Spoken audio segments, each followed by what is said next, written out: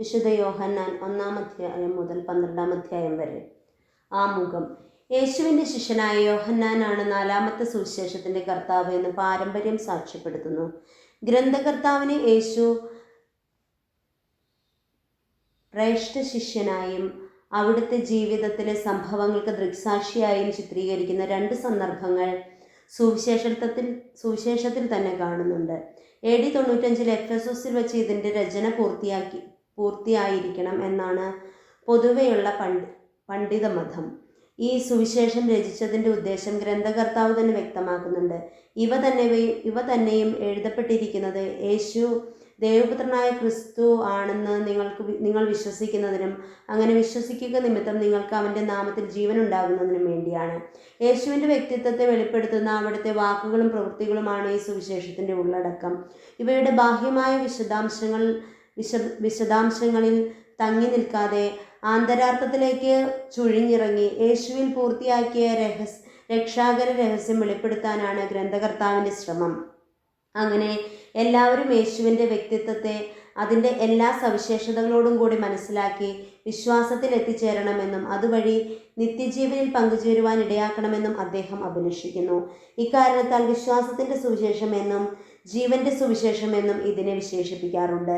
ശിഷ്യന്മാരുടെ മുൻപാകെ പ്രവർത്തിച്ച അടയാളങ്ങളുടെ ഒരു പരമ്പരയായിട്ടാണ് യേശുവിൻ്റെ പ്രവർത്തനങ്ങളെ സുവിശേഷകൻ കാണുന്നത്.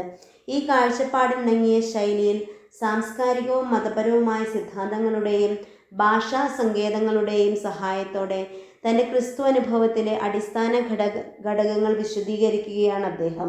ഈ പരിശ്രമത്തിൽ ജ്ഞാനവാദം, ദൈവത്വവാദം, യഹൂദചിന്ത, യവനചിന്ത തുടങ്ങിയ സമകാലീന ചിന്താധാരകളും അദ്ദേഹത്തെ സ്വാധീനിച്ചിട്ടുള്ളതായി കാണുന്നു.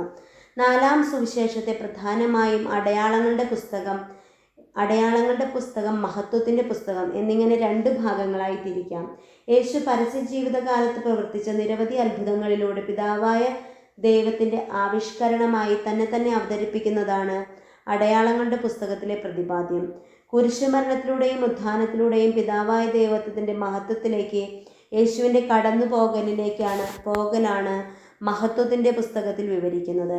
കൂടാതെ ഒരു ആമുഖവും ഒരു അനുബന്ധവും ഈ സുവിശേഷത്തിനുണ്ട്. അധ്യായം 1. വചനം മനുഷ്യനായി. ആദിയിൽ വചനമുണ്ടായിരുന്നു, വചനം ദൈവത്തോടു കൂടിയായിരുന്നു, വചനം ദൈവമായിരുന്നു, അവൻ ആദിയിൽ ദൈവത്തോടു കൂടിയായിരുന്നു. സമസ്തവും അവനിലൂടെ ഉണ്ടായി, ഒന്നും അവനെ കൂടാതെ ഉണ്ടായിട്ടില്ല. അവനിൽ ജീവനുണ്ടായിരുന്നു, ആ ജീവൻ മനുഷ്യരുടെ വെളിച്ചമായിരുന്നു. ആ വെളിച്ചം ഇരുളിൽ പ്രകാശിക്കുന്നു, അതിനെ കീഴടക്കാൻ ഇരുളിന് കഴിഞ്ഞില്ല. ദൈവം അയച്ച ഒരു മനുഷ്യനുണ്ടായിരുന്നു, അവൻ്റെ പേര് യോഹന്നാൻ എന്നാണ്. അവൻ സാക്ഷ്യത്തിനായി വന്നു, വെളിച്ചത്തിന് സാക്ഷ്യം നൽകാൻ, അവൻ വഴി എല്ലാവരും വിശ്വസിക്കാൻ. അവൻ വെളിച്ചമായിരുന്നില്ല, വെളിച്ചത്തിന് സാക്ഷ്യം നൽകാൻ വന്നവനാണ്. എല്ലാ മനുഷ്യരെയും പ്രകാശിപ്പിക്കുന്ന യഥാർത്ഥ വെളിച്ചം ലോകത്തിലേക്ക് വരുന്നുണ്ടായിരുന്നു.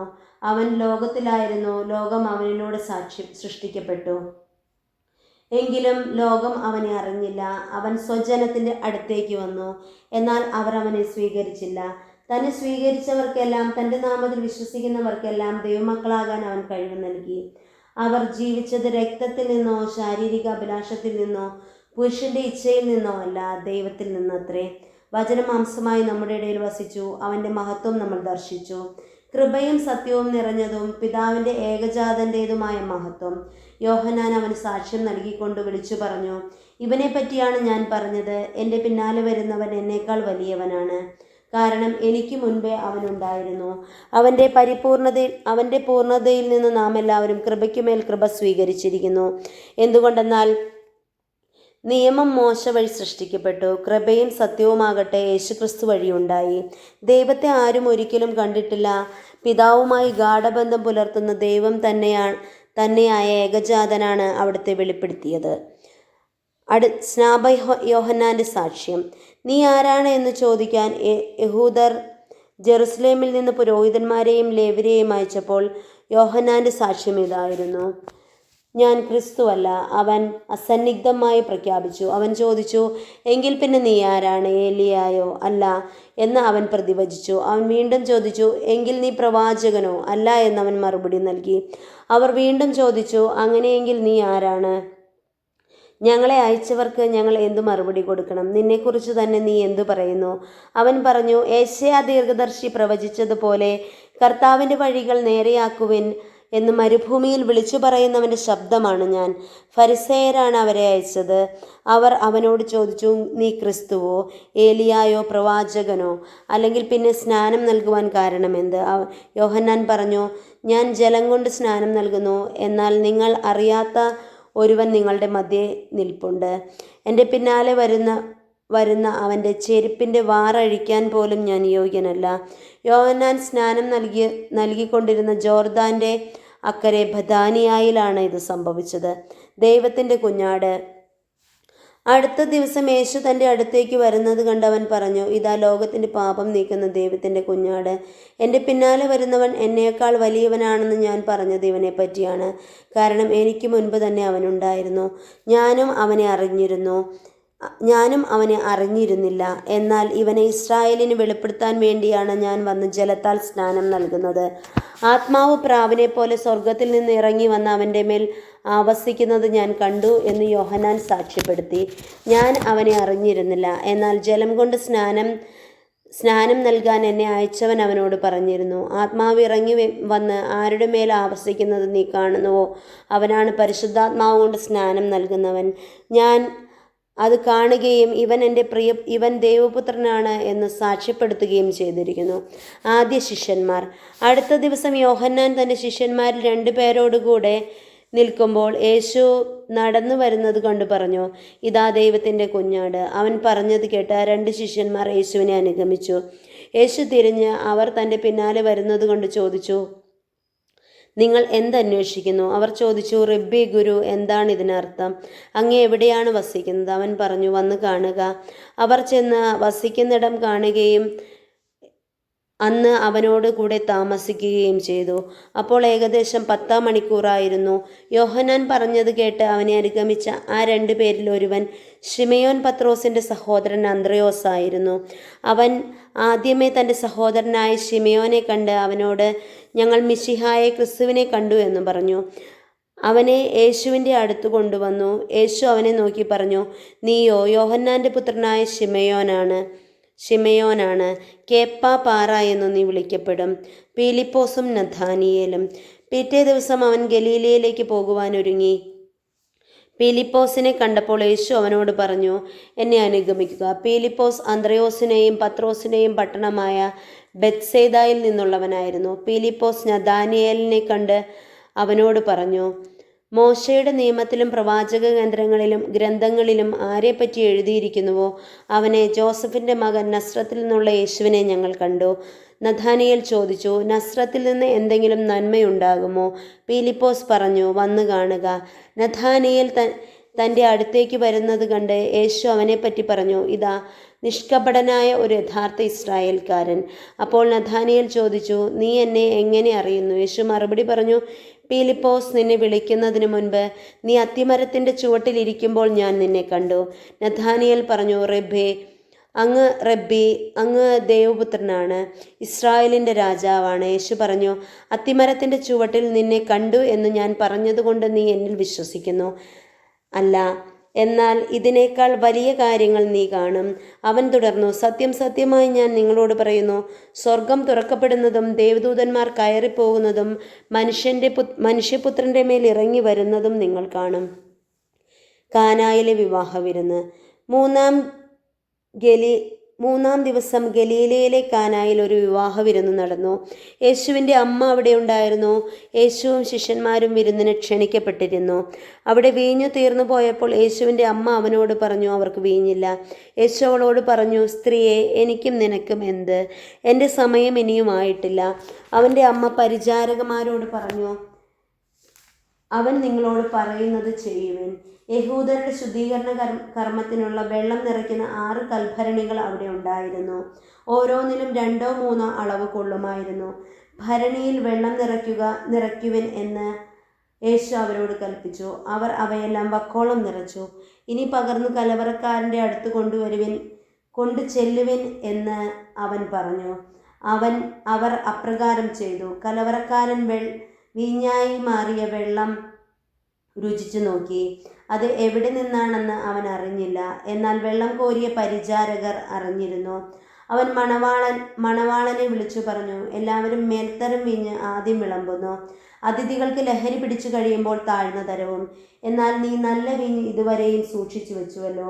യേശു തൻ്റെ മഹത്വം വെളിപ്പെടുത്തുന്നതിന് പ്രവർത്തിച്ച അടയാളങ്ങളുടെ ആരംഭമാണ് ഗലീലയിലെ കാനായിൽ ചെയ്ത ഈ അത്ഭുതം. അവൻ്റെ ശിഷ്യന്മാർ അവനിൽ വിശ്വസിച്ചു. ഇതിനുശേഷം അവൻ തൻ്റെ അമ്മയോടും സഹോദരന്മാരോടും ശിഷ്യരോടും കൂടി കഫർനാമിലേക്ക് പോയി. അവരവിടെ ഏതാനും ദിവസം താമസിച്ചു. യേശു ദേവാലയം ശുദ്ധീകരിക്കുന്നു. യഹൂദരുടെ പെസഹ അടുത്തിരുന്നതിനാൽ യേശു ജെറുസലേമിലേക്ക് പോയി. കാള, ആട്, പ്രാവ് എന്നിവ വിൽക്കുന്നവരെയും നാണയം മാറ്റാനിരിക്കുന്നവരെയും ദേവാലയത്തിൽ അവൻ കണ്ടു.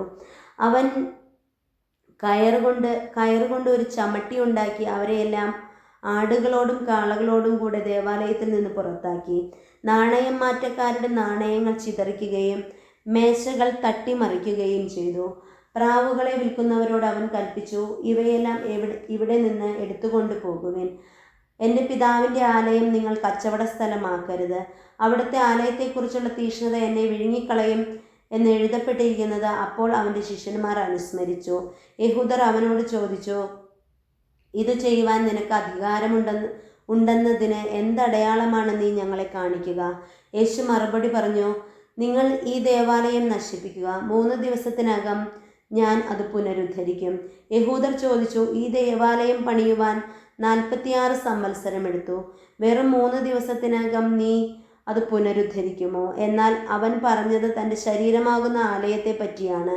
അവൻ മരിച്ചവരിൽ നിന്ന് ഉയർപ്പിക്കപ്പെട്ടപ്പോൾ അവൻ്റെ ശിഷ്യന്മാർ അവൻ ഇത് പറഞ്ഞിരിക്കുന്നുവെന്ന് ഓർമ്മിക്കുകയും അങ്ങനെ വിശുദ്ധ ലിഖിതവും യേശു പ്രസ്താവിച്ച വചനവും വിശ്വസിക്കുകയും ചെയ്തു.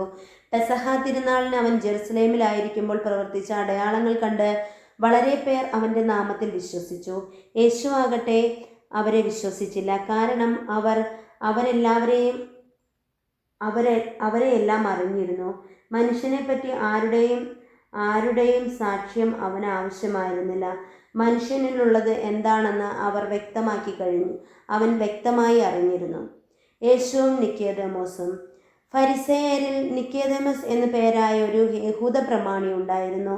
അവൻ രാത്രി യേശുവിൻ്റെ അടുത്ത് വന്ന് പറഞ്ഞു, റബ്ബി, അങ്ങ് ദൈവത്തിൽ നിന്ന് വന്ന ഒരു ഗുരുവാണെന്ന് ഞങ്ങൾ അറിയുന്നു.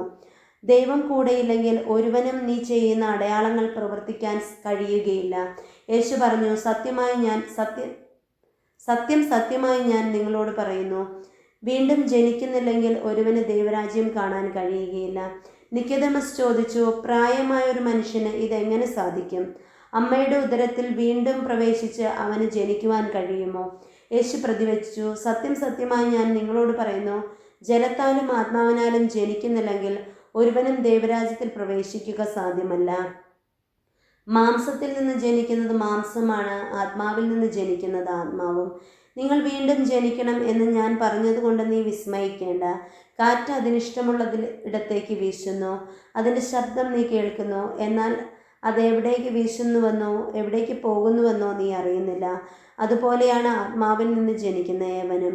ഇതെല്ലാം എങ്ങനെ സംഭവിക്കും എന്ന് നിക്കോദേമസ് ചോദിച്ചു. യേശു പറഞ്ഞു, നീ ഇസ്രായേലിൻ്റെ ഗുരുവല്ലേ, എന്നിട്ടും ഇക്കാര്യമൊന്നും മനസ്സിലാകുന്നില്ലേ?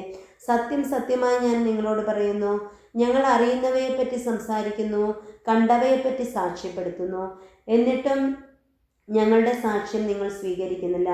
ഭൗമിക കാര്യങ്ങളെപ്പറ്റി ഞാൻ പറഞ്ഞത് നിങ്ങൾ വിശ്വസിക്കുന്നില്ലെങ്കിൽ സ്വർഗീയ കാര്യങ്ങൾ പറഞ്ഞാൽ എങ്ങനെ വിശ്വസിക്കും? സ്വർഗത്തിൽ നിന്ന് ഇറങ്ങി വന്ന മനുഷ്യപുത്രനല്ലാതെ മറ്റാരും ഇതുവരെ സ്വർഗത്തിൽ കയറിയിട്ടില്ല. മോശ ഭൂമിയിൽ സർപ്പത്തെ ഉയർത്തിയതുപോലെ തന്നിൽ വിശ്വസിക്കുന്നവന് നിത്യജീവൻ ഉണ്ടാകേണ്ടതിന് മനുഷ്യപുത്രനെയും ഉയർത്തേണ്ടിയിരിക്കുന്നു. എന്തെന്നാൽ അവനിൽ വിശ്വസിക്കുന്ന ഏവനും നശിച്ചു പോകാതെ നിത്യജീവൻ പ്രാപിക്കുന്നതിനു വേണ്ടി തൻ്റെ ഏകജാതനെ നൽകാൻ തക്കവിധം ദൈവം ലോകത്തെ അത്രമാത്രം സ്നേഹിച്ചു. ദൈവം തൻ്റെ പുത്രനെ പോലെ ലോകത്തിലേക്ക് അയച്ച ലോകത്തെ ദൈവം തൻ്റെ ഏകപുത്രനെ ലോകത്തിലേക്ക് അയച്ചത് ലോകത്തെ ശിക്ഷയ്ക്ക് വിധിക്കാനല്ല, പ്രത്യുത അവൻ വഴി ലോകം രക്ഷ പ്രാപിക്കാനാണ്. അവനിൽ വിശ്വസിക്കുന്ന ഒരുവനും ശിക്ഷയ്ക്ക് വിധിക്കപ്പെടുകയില്ല. വിശ്വസിക്കാത്തവനോ ദൈവത്തിൻ്റെ ഏകജാതൻ്റെ നാമത്തിൽ വിശ്വസിക്കായ്ക മൂലം നേരത്തെ തന്നെ ശിക്ഷയ്ക്ക് വിധിക്കപ്പെട്ടിരിക്കുന്നു. ഇതാണ് ശിക്ഷാവിധി. പ്രകാശം ലോകത്തിലേക്ക് വന്നിട്ടും മനുഷ്യർ പ്രകാശത്തേക്കാൾ അധികമായി അന്ധകാരത്തെ സ്നേഹിച്ചു, കാരണം അവരുടെ പ്രവൃത്തികൾ തിന്മ നിറഞ്ഞതായിരുന്നു. തിന്മ പ്രവർത്തിക്കുന്നവൻ പ്രകാശത്തെ വെറുക്കുന്നു. അവൻ്റെ പ്രവൃത്തികൾ വെളിപ്പെടാതിരിക്കുന്നതിന് അവൻ വെളിച്ചത്ത് വരുന്നുമില്ല. സത്യം പ്രവർത്തിക്കുന്നവൻ വെളിച്ചത്തേക്ക് വരുന്നു. അങ്ങനെ അവൻ്റെ പ്രവൃത്തികൾ ദൈവ ഐക്യത്തിൽ ചെയ്യുന്നവ എന്ന് വെളിപ്പെടുന്നു. സ്നാപകന്റെ ദൗത്യം. ഇതിനുശേഷം യേശുവും ശിഷ്യന്മാരും യൂദായ ദേശത്തേക്ക് പോയി. അവിടെ അവൻ അവരോടൊത്ത് താമസിച്ച് സ്നാനം നൽകി. സാലിമിനടുത്തുള്ള ഏനോനിൽ വെള്ളം ധാരാളം ഉണ്ടായിരുന്നതിനാൽ അവിടെ യോഹന്നാനും സ്നാനം നൽകിയിരുന്നു. ആളുകൾ അവൻ്റെ അടുത്ത് വന്ന് സ്നാനം സ്വീകരിച്ചിരുന്നു. യോഹന്നാൻ ഇനിയും കാരാഗ്രഹത്തിൽ അടയ്ക്കപ്പെട്ടിരുന്നില്ല. അവൻ്റെ ശിഷ്യന്മാരും ഒരു യഹൂദനും തമ്മിൽ ശുദ്ധീകരണത്തെപ്പറ്റി തർക്കമുണ്ടായി. അവൻ യോഹന്നാനെ സമീപിച്ചു പറഞ്ഞു, ഗുരു, ജോർദാന്റെ അക്കരെ നിന്നോടുകൂടി ഉണ്ടായിരുന്നവർ നീ ആരെപ്പറ്റി സാക്ഷ്യപ്പെടുത്തിയോ അവൻ ഇതാ ഇവിടെ സ്നാനം നൽകുന്നു. എല്ലാവരും അവൻ്റെ അടുത്തേക്ക് പോവുകയാണ്. യോഹന്നാൻ പ്രതിവചിച്ചു, സ്വർഗത്തിൽ നിന്ന് നൽകപ്പെട്ടില്ലായിരുന്നുവെങ്കിൽ ആർക്കും ഒന്നും സ്വീകരിക്കാൻ സാധിക്കുകയില്ല. ഞാൻ ക്രിസ്തുവല്ല, പ്രത്യുത അവന് മുൻപേ അയക്കപ്പെട്ടവനാണ് എന്ന് ഞാൻ പറഞ്ഞതിന് നിങ്ങൾ തന്നെ സാക്ഷികളാണ്. മണവാട്ടിയുള്ളവനാണ് മണവാളൻ. അടുത്തുനിന്ന് മണവാളനെ ശ്രവിക്കുന്ന സ്നേഹിതൻ അവൻ്റെ സ്വരത്തിൽ വളരെ സന്തോഷിക്കുന്നു. അതുപോലെ എൻ്റെ ഈ സന്തോഷം ഇപ്പോൾ പൂർണ്ണമായിരിക്കുന്നു. അവൻ വളരുകയും ഞാൻ കുറയുകയും വേണം. ഉന്നതത്തിൽ നിന്ന് വരുന്നവൻ എല്ലാവർക്കും ഉപരിയാണ്. ഭൂമിയിലുള്ളവൻ ഭൂമിയുടേതാണ്. അവൻ ഭൗമിക കാര്യങ്ങൾ സംസാരിക്കുകയും ചെയ്യുന്നു. സ്വർഗത്തിൽ നിന്ന് വരുന്നവൻ എല്ലാവർക്കും ഉപരിയാണ്. അവൻ കാണുകയും കേൾക്കുകയും ചെയ്തവയെപ്പറ്റി സാക്ഷ്യപ്പെടുത്തുന്നു. എങ്കിലും അവൻ്റെ സാക്ഷ്യം ആരും സ്വീകരിക്കുന്നില്ല. അവൻ്റെ സാക്ഷ്യം സ്വീകരിക്കുന്നവൻ ദൈവം സത്യവാനാണ് എന്നതിന് മുദ്ര വയ്ക്കുന്നു. ദൈവം അയച്ചവൻ ദൈവത്തിൻ്റെ വാക്കുകൾ സംസാരിക്കുന്നു. ദൈവം അളന്നല്ല ആത്മാവിനെ കൊടുക്കുന്നത്. പിതാവ് പുത്രനെ സ്നേഹിക്കുന്നു. എല്ലാം അവൻ്റെ കൈകളിൽ ഏൽപ്പിക്കുകയും ചെയ്തിരിക്കുന്നു. പുത്രനിൽ വിശ്വസിക്കുന്നവന് നിത്യജീവൻ ലഭിക്കുന്നു. എന്നാൽ പുത്രനെ അനുസരിക്കാത്തവൻ ജീവൻ ദർശിക്കുകയില്ല. ദൈവകോപം അവൻ്റെ മേലുണ്ട്. 4. യേശുവും സമരിയാക്കാരിയും. യോഹന്നാനേക്കാൾ അധികം ആളുകളെ താൻ ശിഷ്യപ്പെടുത്തുകയും സ്നാനപ്പെടുത്തുകയും ചെയ്യുന്നുവെന്ന് ഫരിസേയർ കേട്ടതായി കർത്താവ് പറഞ്ഞു. വാസ്തവത്തിൽ ശിഷ്യന്മാരല്ലാതെ യേശു നേരിട്ട് ആരെയും സ്നാനപ്പെടുത്തിയിട്ടില്ല. അവൻ യൂദയ വിട്ട് വീണ്ടും ഗലീലയിലേക്ക് പുറപ്പെട്ടു. അവന് സമരിയായിലൂടെ കടന്നു പോകേണ്ടിയിരുന്നു. സമരിയായിലെ സിക്കാർ എന്ന പട്ടണത്തിൽ അവൻ എത്തി. യാക്കോബ് തൻ്റെ മകൻ ജോസഫിന് നൽകിയ വയലിനടുത്താണ് ഈ പട്ടണം. യാക്കോബിൻ്റെ കിണർ എവിടെയാണെന്ന് അവിടെയാണ്. യാത്ര ചെയ്ത് ക്ഷീണിച്ച യേശു ആ കിണറിൻ്റെ കരയിൽ ഇരുന്നു. അപ്പോൾ ഏകദേശം 6 മണിക്കൂറായിരുന്നു. ആ സമയം ഒരു സമരിയാക്കാരി അവിടെ വെള്ളം കോരാൻ വന്നു. യേശു അവളോട്, എനിക്ക് കുടിക്കാൻ തരിക എന്ന് പറഞ്ഞു. അവൻ്റെ ശിഷ്യന്മാരാകട്ടെ ഭക്ഷണ സാധനങ്ങൾ വാങ്ങാൻ പട്ടണത്തിലേക്ക് പോയിരുന്നു. ആ സമരിയാക്കാരി അവനോട് ചോദിച്ചു, നീ ഒരു യഹൂദനായിരിക്കെ സമരിയാക്കാരിയായ എന്നോട് കുടിക്കാൻ ചോദിക്കുന്നതെന്ത്? യഹൂദരും സമരിയാക്കാരും തമ്മിൽ സമ്പർക്കമൊന്നുമില്ലല്ലോ. യേശു അവളോട് പറഞ്ഞു, ദൈവത്തിൻ്റെ ദാനം എന്തെന്നും എനിക്ക് കുടിക്കാൻ തരിക എന്ന് നിന്നോട് ആവശ്യപ്പെടുന്നത് ആരെന്നും അറിഞ്ഞിരുന്നുവെങ്കിൽ നീ അവനോട് ചോദിക്കുകയും അവൻ നിനക്ക് ജീവജലം തരികയും ചെയ്യുമായിരുന്നു. അവൾ പറഞ്ഞു, പ്രഭോ, വെള്ളം കോരാൻ നിനക്ക് പാത്രമില്ല, കിണറോ ആഴമുള്ളതും. പിന്നെ ഈ ജീവജലം നിനക്ക് എവിടെ നിന്ന് കിട്ടും? ഈ കിണർ ഞങ്ങൾക്ക് ഞങ്ങളുടെ പിതാവായ യാക്കോബിനേക്കാൾ വലിയവനാണോ നീ? അവനും അവൻ്റെ മക്കളും കന്നുകാലികളും ഈ കിണറ്റിൽ നിന്നാണ് കുടിച്ചിരുന്നത്. യേശു പറഞ്ഞു, ഈ വെള്ളം കുടിക്കുന്ന ഏവനും വീണ്ടും ദാഹിക്കും. എന്നാൽ ഞാൻ നൽകുന്ന വെള്ളം കുടിക്കുന്നവന് പിന്നീട് ഒരിക്കലും ദാഹിക്കുകയില്ല. ഞാൻ നൽകുന്ന ജലം അവനിൽ നിത്യജീവനിലേക്ക് നിർഗളിക്കുന്ന അരുവിയാക്കും. അപ്പോൾ അവൾ പറഞ്ഞു, ആ ജലം എനിക്ക് തരിക, മേലിൽ എനിക്ക് ദാഹിക്കുകയില്ലല്ലോ. വെള്ളം കോരാൻ ഞാൻ ഇവിടെ വരികയും വേണ്ടല്ലോ. അവൻ പറഞ്ഞു, നീ ചെന്ന് നിന്റെ ഭർത്താവിനെ കൂട്ടിക്കൊണ്ടുവരിക. എനിക്ക് ഭർത്താവില്ല എന്ന് ആ സ്ത്രീ മറുപടി പറഞ്ഞു. യേശു അവളോട് പറഞ്ഞു, എനിക്ക് ഭർത്താവില്ല എന്ന് നീ പറഞ്ഞത് ശരിയാണ്. നിനക്ക് 5 ഭർത്താക്കന്മാരുണ്ടായിരുന്നു, ഇപ്പോൾ ഉള്ളവൻ നിന്റെ ഭർത്താവല്ല. നീ പറഞ്ഞത് സത്യമാണ്. അവൾ പറഞ്ഞു, പ്രഭു, അങ്ങൊരു പ്രവാചകനാണെന്ന് ഞാൻ മനസ്സിലാക്കുന്നു. ഞങ്ങളുടെ പിതാക്കന്മാർ ഈ മലയിൽ ആരാധന നടത്തി, എന്നാൽ യഥാർത്ഥമായ ആരാധനാ സ്ഥലം ജെറുസലേമിലാണ് എന്ന് നിങ്ങൾ പറയുന്നു. യേശു പറഞ്ഞു, സ്ത്രീയെ, എന്നെ വിശ്വസിക്കുക. ഈ മലയിലോ ജെറുസലേമിലോ നിങ്ങൾ പിതാവിനെ ആരാധിക്കാത്ത സമയം വരുന്നു. നിങ്ങൾ അറിയാത്തതിനെ ആരാധിക്കുന്നു, ഞങ്ങൾ അറിയുന്നതിനെ ആരാധിക്കുന്നു. എന്നാൽ രക്ഷ യഹൂദരിൽ നിന്നാണ്. എന്നാൽ യഥാർത്ഥ ആരാധകർ ആത്മാവിലും സത്യത്തിലും പിതാവിനെ ആരാധിക്കുന്ന സമയം വരുന്നു. അല്ല, അത് ഇപ്പോൾ തന്നെയാണ്. യഥാർത്ഥത്തിൽ അങ്ങനെയുള്ള ആരാധകരെ തന്നെയാണ് പിതാവ് അന്വേഷിക്കുന്നതും. ദൈവം ആത്മാവാണ്, അവിടുത്തെ ആരാധിക്കുന്നവർ ആത്മാവിലും സത്യത്തിലുമാണ് ആരാധിക്കുന്നത്. ആ സ്ത്രീ പറഞ്ഞു, മിശിഹ ക്രിസ്തു വരുമെന്ന് എനിക്കറിയാം. അവൻ വരുമ്പോൾ എല്ലാ കാര്യങ്ങളും ഞങ്ങളെ അറിയിക്കും. യേശു അവളോട് പറഞ്ഞു, നിന്നോട് സംസാരിക്കുന്നത് ഞാൻ തന്നെയാണ്. നിന്നോട് സംസാരിക്കുന്ന ഞാൻ തന്നെയാണ് അവൻ.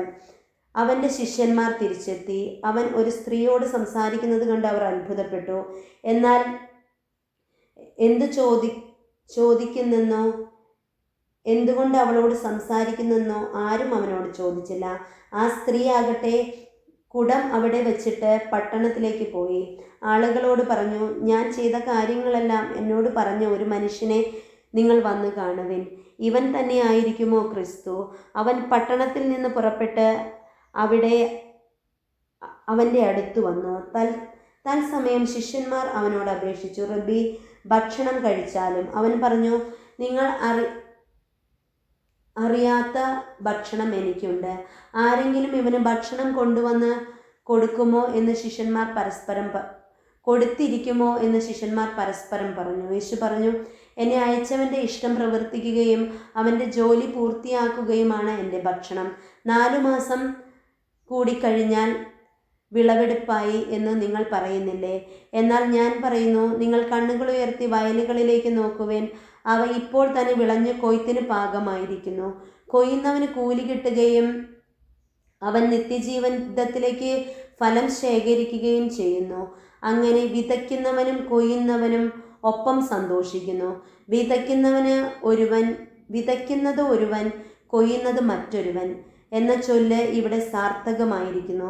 നിങ്ങൾ അധ്വാനിച്ചിട്ടല്ലാതെ വിളവ് ശേഖരിക്കാൻ ഞാൻ നിങ്ങളെ അയച്ചു. മറ്റുള്ളവരാണ് അധ്വാനിച്ചത്, അവരുടെ അധ്വാനത്തിൻ്റെ ഫലത്തിലേക്ക് നിങ്ങൾ പ്രവേശിച്ചിരിക്കുന്നു. ഞാൻ ചെയ്തതെല്ലാം അവൻ എന്നോട് പറഞ്ഞു എന്ന ആ സ്ത്രീയുടെ സാക്ഷ്യം മൂലം പട്ടണത്തിലെ സമരിയാക്കാരിൽ അനേകർ അവനിൽ വിശ്വസിച്ചു.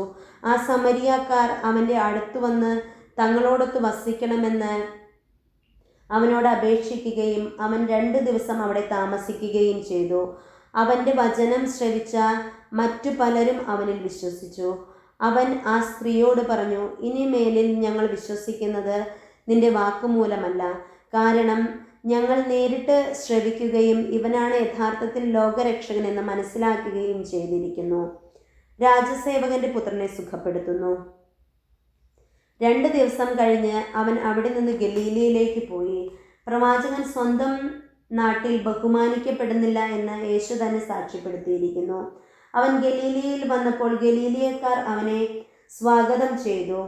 എന്തെന്നാൽ തിരുനാളിൽ അവൻ ജെറുസലേമിൽ ചെയ്ത കാര്യങ്ങൾ അവർ കണ്ടിരുന്നു. അവരും തിരുനാളിന് പോയിട്ടുണ്ടായിരുന്നു. അവൻ വീണ്ടും ഗലീലയിലെ കാനായിലെത്തി. അവിടെ വച്ചാണ് അവൻ വെള്ളം വീഞ്ഞാക്കിയത്. കഫർനാമിൽ ഒരു രാജസേവകനുണ്ടായിരുന്നു.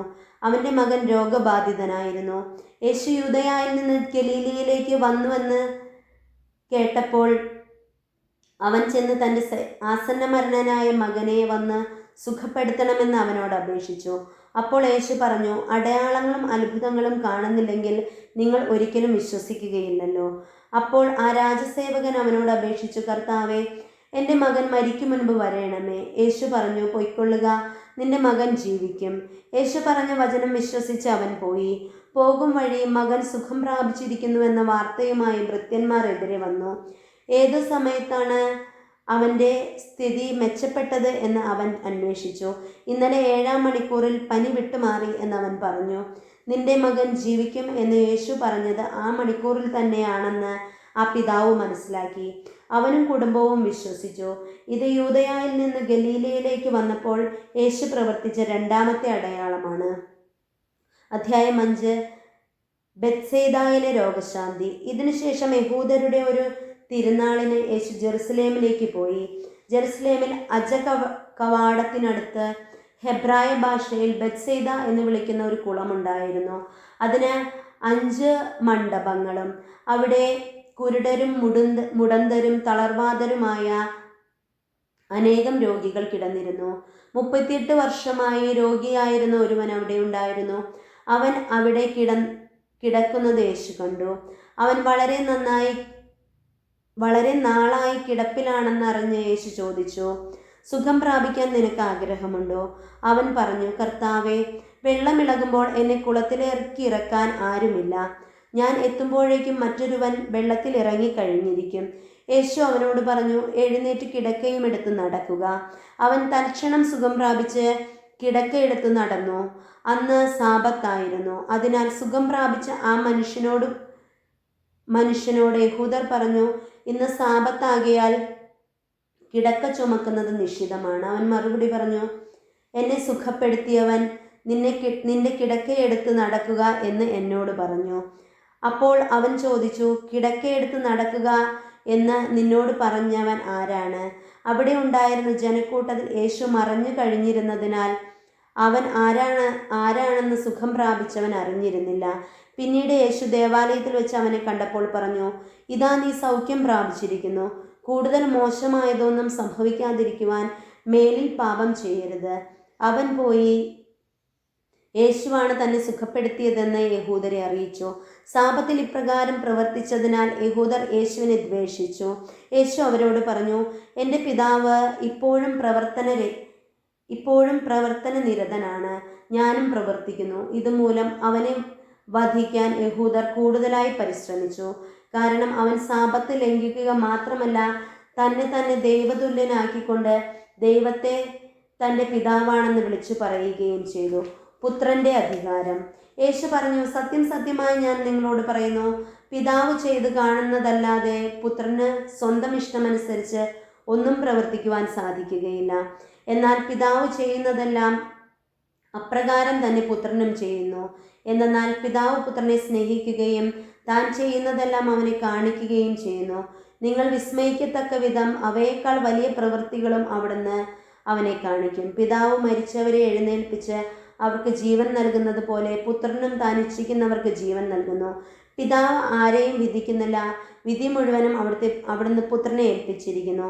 പിതാവിനെ ആദരിക്കുന്ന പോലെ എല്ലാവരും പുത്രനെയും ആദരിക്കേണ്ടതിനാണ് ഇത്. പുത്രനെ ആദരിക്കാത്തവരാരും അവനെ അയച്ച പിതാവിനെയും ആദരിക്കുന്നില്ല. സത്യം സത്യമായി ഞാൻ നിങ്ങളോട് പറയുന്നു, എൻ്റെ വചനം കേൾക്കുകയും എന്നെ അയച്ചവനെ വിശ്വസിക്കുകയും ചെയ്യുന്നവന് നിത്യജീവനുണ്ട്. അവന് ശിക്ഷാവിധി ഉണ്ടാവുകയില്ല. പ്രത്യുത അവൻ മരണത്തിൽ നിന്ന് ജീവനിലേക്ക് കടന്നിരിക്കുന്നു. സത്യം സത്യമായി ഞാൻ നിങ്ങളോട് പറയുന്നു, മരിച്ചവർ ദൈവപുത്രൻ്റെ സ്വരം ശ്രവിക്കുന്ന സമയം വരുന്നു, അല്ല വന്നു കഴിഞ്ഞു. ആ സ്വരം ശ്രവിക്കുന്നവർ ജീവിക്കും. എന്നാൽ പിതാവിന് തന്നിൽ തന്നെ ജീവനുള്ളതുപോലെ പുത്രനും തന്നിൽ തന്നെ ജീവനുണ്ടാകാൻ അവിടുന്ന് വരം നൽകിയിരിക്കുന്നു. മനുഷ്യപുത്രനായതുകൊണ്ട് വിധിക്കാനുള്ള അധികാരവും അവന് നൽകിയിരിക്കുന്നു. ഇതിൽ നിങ്ങൾ വിസ്മയിക്കേണ്ട. എന്തെന്നാൽ കല്ലറകളിലുള്ളവരെല്ലാം അവൻ്റെ സ്വരം ശ്രവിക്കുന്ന സമയം വരുന്നു. അപ്പോൾ നന്മ ചെയ്യുന്നവൻ ജീവന്റെ ഉയർപ്പിനായും തിന്മ ചെയ്തവൻ ശിക്ഷാവിധിയുടെ ഉയർപ്പിനായും പുറത്തു വരും. യേശുവിൻ്റെ സാക്ഷ്യം. സ്വമേധയാ ഒന്നും ചെയ്യുവാൻ നിനക്ക് സാധിക്കുകയില്ല. ഞാൻ ശ്രവിക്കുന്നത് പോലെ ഞാൻ വിധിക്കുന്നു. എൻ്റെ വിധി നീതിപൂർവകവുമാണ്. കാരണം എൻ്റെ ഇഷ്ടമല്ല, എന്നെ അയച്ചവൻ്റെ ഇഷ്ടമാണ് ഞാൻ അന്വേഷിക്കുന്നത്. ഞാൻ എന്നെക്കുറിച്ച് തന്നെ സാക്ഷ്യപ്പെടുത്തുന്നുവെങ്കിൽ എൻ്റെ സാക്ഷ്യം സത്യമല്ല. എന്നെക്കുറിച്ച് സാക്ഷ്യം നൽകുന്ന വേറൊരാളുണ്ട്. എന്നെക്കുറിച്ചുള്ള അവൻ്റെ സാക്ഷ്യം സത്യമാണ് എന്ന് എനിക്കറിയാം. നിങ്ങൾ യോഹന്നാൻ്റെ അടുത്തേക്ക് ആളയച്ചു. അവൻ സത്യത്തിന് സാക്ഷ്യം നൽകുകയും ചെയ്തു. ഞാൻ മനുഷ്യരുടെ സാക്ഷ്യം സ്വീകരിക്കുന്നു എന്ന് വിചാരിക്കേണ്ട. നിങ്ങൾ രക്ഷിക്കപ്പെടേണ്ടതിനാലാണ് ഞാൻ ഇതെല്ലാം പറയുന്നത്. കത്തിജ്വലിക്കുന്ന ഒരു വിളക്കായിരുന്നു അവൻ. അല്പസമയത്തേക്ക് അവൻ്റെ പ്രകാശത്തിൽ ആഹ്ലാദിക്കാൻ നിങ്ങൾ ഒരുക്കവുമായിരുന്നു. എന്നാൽ യോഹന്നാൻ്റേതിനേക്കാൾ വലിയ സാക്ഷ്യം എനിക്കുണ്ട്. എന്തെന്നാൽ ഞാൻ പൂർത്തിയാക്കാനായി പിതാവ് എന്നെ ഏൽപ്പിച്ച ജോലികൾ ഞാൻ ചെയ്തുകൊണ്ടിരിക്കുന്ന ജോലികൾ തന്നെ. പിതാവാണ് എന്നെ അയച്ചിരിക്കുന്നതെന്ന് സാക്ഷ്യപ്പെടുത്തുന്നു. എന്നെ അയച്ച പിതാവ് തന്നെ എന്നെക്കുറിച്ച് സാക്ഷ്യപ്പെടുത്തിയിരിക്കുന്നു. അവിടുത്തെ സ്വരം നിങ്ങൾ ഒരിക്കലും കേട്ടിട്ടില്ല, രൂപം കണ്ടിട്ടുമില്ല. അവിടുന്ന് അയച്ചവനെ നിങ്ങൾ വിശ്വസിക്കാത്തതുകൊണ്ട് അവിടുത്തെ വചനം നിങ്ങളിൽ വസിക്കുന്നില്ല. വിശുദ്ധ ലിഖിതങ്ങൾ നിങ്ങൾ പഠിക്കുന്നു, എന്നാൽ അവയിൽ നിത്യജീവൻ ഉണ്ടെന്ന് നിങ്ങൾ വിചാരിക്കുന്നു. അവ തന്നെയാണ് എന്നെക്കുറിച്ച് സാക്ഷ്യം നൽകുന്നത്. എന്നിട്ടും നിങ്ങൾക്ക് ജീവൻ ഉണ്ടാകേണ്ടതിന് എൻ്റെ അടുത്തേക്ക് വരാൻ നിങ്ങൾ വിസമ്മതിക്കുന്നു. മനുഷ്യരിൽ നിന്ന് ഞാൻ മഹത്വം സ്വീകരിക്കുന്നില്ല. എനിക്ക് നിങ്ങളെ അറിയാം. നിങ്ങളിൽ ദൈവസ്നേഹമില്ല. ഞാൻ എൻ്റെ പിതാവിൻ്റെ നാമത്തിൽ വന്നിരിക്കുന്നു, എന്നിട്ടും നിങ്ങൾ എന്നെ സ്വീകരിക്കുന്നില്ല. എന്നാൽ മറ്റൊരുവൻ സ്വന്തം നാമത്തിൽ വന്നാൽ നിങ്ങൾ അവനെ സ്വീകരിക്കുന്നു. പരസ്പരം മഹത്വം സ്വീകരിക്കുകയും ഏകദൈവത്തിൽ വരുന്ന മഹത്വം അന്വേഷിക്കാതിരിക്കുകയും ചെയ്യുന്ന നിങ്ങൾക്ക് എങ്ങനെ വിശ്വസിക്കാൻ സാധിക്കും? പിതാവിൻ്റെ സന്നിധിയിൽ ഞാനായിരിക്കും നിങ്ങളെ കുറ്റപ്പെടുത്തുന്നത് എന്ന് നിങ്ങൾ വിചാരിക്കേണ്ട. നിങ്ങൾ പ്രത്യാശ അർപ്പിച്ചിരിക്കുന്ന മോശയായിരിക്കും നിങ്ങളെ കുറ്റപ്പെടുത്തുക. നിങ്ങൾ മോശയെ വിശ്വസിച്ചിരുന്നെങ്കിൽ എന്നെയും വിശ്വസിക്കുമായിരുന്നു. കാരണം എന്നെക്കുറിച്ച് അവൻ എഴുതിയിരിക്കുന്നു. എന്നാൽ അവൻ എഴുതിയവ നിങ്ങൾ വിശ്വസിക്കുന്നില്ലെങ്കിൽ പിന്നെ എൻ്റെ വാക്കുകൾ എങ്ങനെ വിശ്വസിക്കും? അപ്പം വർദ്ധിപ്പിക്കുന്നു. അധ്യായം 6. യേശു തിബേരിയാസ് എന്നുകൂടി വിളിക്കപ്പെടുന്ന ഗലീലിയ കടലിൻ്റെ മറുകരയിലേക്ക് പോയി. വലിയ ഒരു ജനക്കൂട്ടം അവനെ അനുഗമിച്ചിരുന്നു. കാരണം രോഗികളിൽ അവൻ പ്രവർത്തിച്ച അടയാളങ്ങൾ അവർ കണ്ടിരുന്നു. യേശു മലയിലേക്ക് കയറി ശിഷ്യന്മാരോട് കൂടെ അവിടെയിരുന്നു. യഹൂദരുടെ പെസഹ തിരുനാൾ അടുത്തിരുന്നു. യേശു കണ്ണുകൾ ഉയർത്തി ഒരു വലിയ ജനതതി തൻ്റെ അടുത്തേക്ക് വരുന്നത് കണ്ടു. അവൻ ഫിലിപ്പോസിനോട് ചോദിച്ചു, ഇവർക്ക് ഭക്ഷിക്കുവാൻ നാം എവിടെ നിന്ന് അപ്പം വാങ്ങും? അവനെ പരീക്ഷിക്കാനാണ് യേശു ഇത് ചോദിച്ചത്. എന്തു ചെയ്യണമെന്ന് യേശു നേരത്തെ മനസ്സിൽ കരുതിയിരുന്നു. ഫിലിപ്പോസ് മറുപടി പറഞ്ഞു, ഓരോരുത്തർക്കും അല്പം വീതം കൊടുക്കാൻ 200 ധനാരയ്ക്കുള്ള അപ്പം പോലും തികയുകയില്ല. ശിഷ്യന്മാരിൽ ഒരുവനും ശിമയോൻ പത്രോസിന്റെ സഹോദരനുമായ അന്ത്രയോസ് അവനോട് പറഞ്ഞു, 5 ബാർലിയപ്പവും 2 മീനും കൈവശമുള്ള ഒരു കുട്ടി ഇവിടെയുണ്ട്. എന്നാൽ ഇത്രയും പേർക്ക് അതെന്തുണ്ട്? യേശു പറഞ്ഞു, ആളുകളെയെല്ലാം ഭക്ഷണത്തിനിരുത്തുവിൻ. ആ സ്ഥലത്ത് പുല്ല് തഴച്ചു വളർന്നിരുന്നു. 5000-ഓളം വരുന്ന പുരുഷന്മാർ അവിടെ ഇരുന്നു. അനന്തരം യേശു അപ്പമെടുത്ത് കൃതജ്ഞതാ സ്തോത്രം ചെയ്ത് അവർക്ക് വിതരണം ചെയ്തു. അതുപോലെ തന്നെ മീനും വേണ്ടത്ര നൽകി. അവർ ഭക്ഷിച്ച് തൃപ്തരായപ്പോൾ അവൻ ശിഷ്യന്മാരോട് പറഞ്ഞു, ഒന്നും നഷ്ടപ്പെടാതെ മിച്ചമുള്ള കഷ്ണങ്ങളെല്ലാം ശേഖരിക്കുവിൻ. 5 ബാർലിയപ്പത്തിൽ നിന്ന് ജനങ്ങൾ ഭക്ഷിച്ച ശേഷം മിച്ചം വന്ന കഷ്ണങ്ങൾ 12 കുട്ട നിറയെ അവർ ശേഖരിച്ചു. അവൻ പ്രവർത്തിച്ച അടയാളം കണ്ട ജനങ്ങൾ പറഞ്ഞു, ലോകത്തിലേക്ക് വരാനിരിക്കുന്ന പ്രവാചകൻ സത്യമായും ഇവനാണ്. അവൻ വന്നു തന്നെ രാജാവാക്കാൻ വേണ്ടി ബലമായി പിടിച്ചുകൊണ്ടു പോകുവാൻ ഭാവിക്കുന്നു എന്ന് മനസ്സിലാക്കിയ യേശു വീണ്ടും തനിയെ മലമുകളിലേക്ക് പിന്മാറി വെള്ളത്തിനു മീതെ നടക്കുന്നു. വൈകുന്നേരമായപ്പോൾ അവൻ്റെ ശിഷ്യന്മാർ കടൽക്കരയിലേക്ക് പോയി. അവർ ഒരു വള്ളത്തിൽ കയറി കടലിനക്കരെ കഫർനാമിലേക്ക് പുറപ്പെട്ടു. അപ്പോൾ നേരം ഇരുട്ടി തുടങ്ങി. യേശു അവരുടെ അടുക്കലെത്തിയിരുന്നുമില്ല. ശക്തിയേറിയ കാറ്റടിച്ചിരുന്നത് കൊണ്ട് കടൽ ക്ഷോഭിച്ചു. 25-35 സ്ഥാദിയോൻ ദൂരം തണ്ട് വലിച്ചു കഴിഞ്ഞപ്പോൾ യേശു കടലിനു മീതെ നടന്ന് വെള്ളത്തെ സമീപിക്കുന്നത് കണ്ട് അവർ ഭയപ്പെട്ടു. അവൻ അവരോട് പറഞ്ഞു, ഞാനാണ്, ഭയപ്പെടേണ്ട.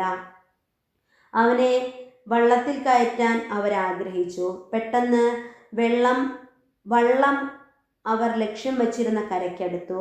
അവിടെ ഒരു വള്ളം മാത്രമേ ഉണ്ടായിരുന്നുള്ളൂ എന്നും ശിഷ്യന്മാരോടുകൂടി യേശു അതിൽ കയറിയിരുന്നില്ല എന്നും ശിഷ്യന്മാർ തനിയെയാണ് പോയതെന്നും കടലിന് മറുകരെ നിന്ന ആളുകൾ പിറ്റേ ദിവസം മനസ്സിലാക്കി. കർത്താവ് കൃതജ്ഞതാസ്തോത്രം ചെയ്തു നൽകിയ അപ്പം ജനങ്ങൾ ഭക്ഷിച്ച ആ സ്ഥലത്തിനടുത്തേക്ക് തിബേരിയാസിൽ നിന്ന് മറ്റു വള്ളങ്ങൾ വന്നു.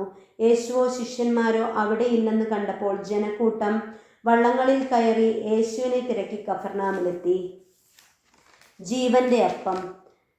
യേശുവിനെ കടലിൻ്റെ മറുകരയിൽ കണ്ടെത്തിയപ്പോൾ അവർ ചോദിച്ചു, റബ്ബി, അങ്ങ് എപ്പോൾ ഇവിടെ എത്തി? യേശു പ്രതിവചിച്ചു, സത്യം സത്യമായി ഞാൻ നിങ്ങളോട് പറയുന്നു, അടയാളങ്ങൾ കണ്ടതുകൊണ്ടല്ല, അപ്പം ഭക്ഷിച്ച് തൃപ്തരായതുകൊണ്ടാണ് നിങ്ങൾ എന്നെ അന്വേഷിക്കുന്നത്. നശ്വരമായ അപ്പത്തിനു വേണ്ടി അധ്വാനിക്കാതെ മനുഷ്യപുത്രൻ തരുന്ന നിത്യജീവന്റെ അനശ്വരമായ അപ്പത്തിനു വേണ്ടി അധ്വാനിക്കുവിൻ. എന്തെന്നാൽ പിതാവായ ദൈവം അവൻ്റെ മേൽ അംഗീകാരമുദ്ര വച്ചിരിക്കുന്നു. അപ്പോൾ അവർ ചോദിച്ചു, ദൈവഹിതമനുസരിച്ച് പ്രവർത്തിക്കുന്നവരാകാൻ ഞങ്ങൾ എന്തു ചെയ്യണം? യേശു മറുപടി പറഞ്ഞു, ഇതാണ് ദൈവഹിതമനുസരിച്ചുള്ള പ്രവൃത്തി, അവിടുന്ന് അയച്ചവനിൽ വിശ്വസിക്കുക. അപ്പോൾ അവർ ചോദിച്ചു, ഞങ്ങൾ കണ്ട് നിന്നെ വിശ്വസിക്കേണ്ടതിന് എന്തടയാളമാണ് നീ ചെയ്യുക? എന്താണ് നീ പ്രവർത്തിക്കുക? അവിടുന്ന് അവർ ഭക്ഷിക്കുവാൻ സ്വർഗത്തിൽ നിന്ന് അപ്പം കൊടുത്തു എന്ന് എഴുതപ്പെട്ടിരിക്കുന്നു. അവിടുന്ന് അവർക്ക് ഭക്ഷിക്കുവാൻ സ്വർഗത്തിൽ നിന്ന് അപ്പം കൊടുത്തു എന്ന് എഴുതപ്പെട്ടിരിക്കുന്നു. അതുപോലെ ഞങ്ങളുടെ പിതാക്കന്മാർ മരുഭൂമിയിൽ വെച്ച് മന്ന ഭക്ഷിച്ചു. യേശു മറുപടി പറഞ്ഞു, സത്യം സത്യമായി ഞാൻ നിങ്ങളോട് പറയുന്നു, മോശയല്ല നിങ്ങൾക്ക് സ്വർഗത്തിൽ നിന്ന് അപ്പം തന്നത്, എൻ്റെ പിതാവാണ് സ്വർഗത്തിൽ നിന്ന് നിങ്ങൾക്ക് യഥാർത്ഥമായ അപ്പം തരുന്നത്. എന്തെന്നാൽ ദൈവത്തിൻ്റെ അപ്പം സ്വർഗത്തിൽ നിന്ന് ഇറങ്ങി വന്ന് ലോകത്തിന് ജീവൻ നൽകുന്നതത്രേ. അപ്പോൾ അവർ അവനോട് അപേക്ഷിച്ചു, കർത്താവേ, ഈ അപ്പം ഞങ്ങൾക്ക് എപ്പോഴും നൽകണമേ. യേശു അവരോട് പറഞ്ഞു, ഞാനാണ് ജീവൻ്റെ അപ്പം. എൻ്റെ അടുത്ത് വരുന്നവന് ഒരിക്കലും വിശക്കുകയില്ല, എന്നിൽ വിശ്വസിക്കുന്നവന് ദാഹിക്കുകയുമില്ല. എന്തെന്നാൽ നിങ്ങൾ എന്നെ കണ്ടിട്ടും വിശ്വസിക്കുന്നില്ല എന്ന് പറയാൻ ഞാൻ നിങ്ങളോട് പറയുന്നല്ലോ. പിതാവ് എനിക്ക് നൽകുന്നവരെല്ലാം എൻ്റെ അടുത്തു വരും. എൻ്റെ അടുക്കൽ വരുന്നവനെ ഞാൻ ഒരിക്കലും തള്ളിക്കളയുകയുമില്ല. ഞാൻ സ്വർഗത്തിൽ നിന്ന് ഇറങ്ങി വന്നിരിക്കുന്നത് എൻ്റെ ഇഷ്ടം പ്രവർത്തിക്കാനല്ല, എന്നെ അയച്ചവൻ്റെ ഇഷ്ടം നിറവേറ്റാനാണ്. അവിടുന്ന് എനിക്ക് നൽകിയവരിൽ ഒരുവനെ പോലും ഞാൻ നഷ്ടപ്പെടുത്താതെ അന്ത്യദിനത്തിൽ ഉയർപ്പിക്കണമെന്നതാണ് എന്നെ അയച്ചവൻ്റെ ഇഷ്ടം. പുത്രനെ കാണുകയും അവനിൽ വിശ്വസിക്കുകയും ചെയ്യുന്നവനാരോ അവന് നിത്യജീവൻ ഉണ്ടാകണമെന്നതാണ് എൻ്റെ പിതാവിൻ്റെ ഇഷ്ടം. അന്ത്യദിനത്തിൽ അവനെ ഞാൻ ഉയർപ്പിക്കുകയും ചെയ്യും. സ്വർഗത്തിൽ നിന്ന് ഇറങ്ങി വന്ന അപ്പം ഞാനാണ് എന്ന് അവൻ പറഞ്ഞതിനാൽ യഹൂദർ അവനെതിരെ പിറുപിറുത്തു. അവൻ പറഞ്ഞു, ഇവൻ ജോസഫിൻ്റെ മകനായ യേശുവല്ലേ?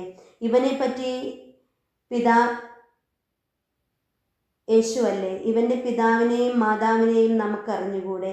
പിന്നെ എങ്ങനെയാണ് ഞാൻ സ്വർഗത്തിൽ നിന്ന് ഇറങ്ങി വന്നിരിക്കുന്നു എന്ന് ഇവൻ പറയുന്നത്? യേശു അവരോട് പറഞ്ഞു, നിങ്ങൾ പരസ്പരം പിറുപിറുക്കേണ്ടതില്ല. എന്നെ അയച്ച പിതാവ് ആകർഷിച്ചാലല്ലാതെ ഒരുവനും എൻ്റെ അടുക്കലേക്ക് വരാൻ സാധിക്കുകയില്ല. അന്ത്യദിനത്തിൽ അവനെ ഞാൻ ഉയർപ്പിക്കും. അവരെല്ലാവരും ദൈവത്താൽ പഠിപ്പിക്കപ്പെട്ടവരാകും എന്ന് പ്രവാചക ഗ്രന്ഥങ്ങളിൽ എഴുതപ്പെട്ടിരിക്കുന്നു. പിതാവിൽ നിന്ന് ശ്രവിക്കുകയും പഠിക്കുകയും ചെയ്തവരെല്ലാം എൻ്റെ അടുക്കൽ വരുന്നു. ആരെങ്കിലും പിതാവിനെ കണ്ടിട്ടുണ്ട് എന്നല്ല ഇതിനർത്ഥം. ദൈവത്തിൽ നിന്നുള്ളവൻ മാത്രമേ പിതാവിനെ കണ്ടിട്ടുള്ളൂ. സത്യം സത്യമായി ഞാൻ നിങ്ങളോട് പറയുന്നു, വിശ്വസിക്കുന്നവന് നിത്യജീവനുണ്ട്. ഞാൻ ജീവന്റെ അപ്പമാണ്. നിങ്ങളുടെ പിതാക്കന്മാർ മരുഭൂമിയിൽ വെച്ച് മന്ന ഭക്ഷിച്ചു, എങ്കിലും അവർ മരിച്ചു. ഇതാകട്ടെ മനുഷ്യൻ ഭക്ഷിക്കുന്നതിന് വേണ്ടി സ്വർഗത്തിൽ നിന്നിറങ്ങിയ അപ്പമാണ്. ഇത് ഭക്ഷിക്കുന്നവൻ മരിക്കുകയില്ല. സ്വർഗത്തിൽ നിന്നിറങ്ങിയ ജീവനുള്ള അപ്പം ഞാനാണ്. ആരെങ്കിലും ഈ അപ്പത്തിൽ നിന്ന് ഭക്ഷിച്ചാൽ അവൻ എന്നേക്കും ജീവിക്കും. ലോകത്തിൻ്റെ ജീവന് വേണ്ടി ഞാൻ നൽകുന്ന അപ്പം എൻ്റെ ശരീരമാണ്. ഇതേപ്പറ്റി യഹൂദർക്കിടയിൽ തർക്കമുണ്ടായി. തൻ്റെ ശരീരം നമുക്ക് ഭക്ഷണമായി തരാൻ ഇവന് എങ്ങനെ കഴിയും എന്നവർ ചോദിച്ചു. യേശു പറഞ്ഞു, സത്യം സത്യമായി ഞാൻ നിങ്ങളോട് പറയുന്നു, നിങ്ങൾ മനുഷ്യപുത്രൻ്റെ ശരീരം ഭക്ഷിക്കുകയും അവൻ്റെ രക്തം പാനം ചെയ്യുകയും ചെയ്യുന്നില്ലെങ്കിൽ നിങ്ങൾക്ക് ജീവൻ ഉണ്ടായിരിക്കുകയില്ല. തൻ്റെ ശരീരം ഭക്ഷിക്കുകയും എൻ്റെ രക്തം പാനം ചെയ്യുകയും ചെയ്യുന്നവന് നിത്യജീവനുണ്ട്. അവസാന ദിവസം ഞാൻ അവനെ ഉയർപ്പിക്കും. എന്തെന്നാൽ എൻ്റെ ശരീരം യഥാർത്ഥ ഭക്ഷണമാണ്, എൻ്റെ രക്തം യഥാർത്ഥ പാനീയവുമാണ്. എൻ്റെ ശരീരം ഭക്ഷിക്കുകയും എൻ്റെ രക്തം പാനം ചെയ്യുകയും ചെയ്യുന്നവൻ എന്നിലും ഞാൻ അവനിലും വസിക്കുന്നു. ജീവിക്കുന്നവനായ പിതാവ് എന്നെ അയച്ചു, ഞാൻ പിതാവ് മൂലം ജീവിക്കുന്നു. അതുപോലെ എന്നെ ഭക്ഷിക്കുന്നവൻ ഞാൻ മൂലം ജീവിക്കും. ഇത് സ്വർഗത്തിൽ നിന്നിറങ്ങി വന്ന അപ്പമാണ്. പിതാക്കന്മാർ മന്ന ഭക്ഷിച്ചു, എങ്കിലും മരിച്ചു. അതുപോലെ ഈ അപ്പം ഇത് ഭക്ഷിക്കുന്നവൻ എന്നേക്കും ജീവിക്കും. കഫർനാമിലെ സിനഗോഗിൽ പഠിപ്പിച്ചു കൊണ്ടിരിക്കുമ്പോഴാണ് അവൻ ഇത് പറഞ്ഞത്. നിത്യജീവന്റെ വചസ്സുകൾ. ഇത് കേട്ട് അവൻ്റെ ശിഷ്യന്മാരിൽ പലരും പറഞ്ഞു, ഈ വചനം കഠിനമാണ്, ഇത് ശ്രവിക്കാൻ ആർക്കു കഴിയും? തൻ്റെ ശിഷ്യന്മാർ പിറുപിറുക്കുന്നു എന്ന് മനസ്സിലാക്കി യേശു ചോദിച്ചു, ഇത് നിങ്ങൾക്ക് ഇടർച്ച വരുത്തുന്നുവോ? അങ്ങനെയെങ്കിൽ മനുഷ്യപുത്രൻ ആദ്യം ആയിരുന്നിടത്തേക്ക് ആരോഹണം ചെയ്യുന്നത് നിങ്ങൾ കണ്ടാലോ? ആത്മാവാണ് ജീവൻ നൽകുന്നത്, ശരീരം ഒന്നിനും ഉപകരിക്കുന്നില്ല. നിങ്ങളോട് ഞാൻ പറഞ്ഞ വാക്കുകൾ ആത്മാവും ജീവനുമാണ്. എന്നാൽ വിശ്വസിക്കാത്തവരായി നിങ്ങളിൽ ചിലരുണ്ട്. അവർ ആരെന്നും തന്നെ ഒറ്റിക്കൊടുക്കാനിരിക്കുന്നവൻ ആരെന്നും ആദ്യം മുതലേ അവർ അറിഞ്ഞിരുന്നു. അവൻ പറഞ്ഞു, ഇതുകൊണ്ടാണ് പിതാവിൽ നിന്ന് വരം ലഭിച്ചാലല്ലാതെ എൻ്റെ അടുക്കലേക്ക് വരാൻ ആർക്കും സാധിക്കുകയില്ല എന്ന് ഞാൻ നിങ്ങളോട് പറഞ്ഞത്. ഇതിനുശേഷം അവൻ്റെ ശിഷ്യന്മാരിൽ വളരെ പേർ അവനെ വിട്ടുപോയി.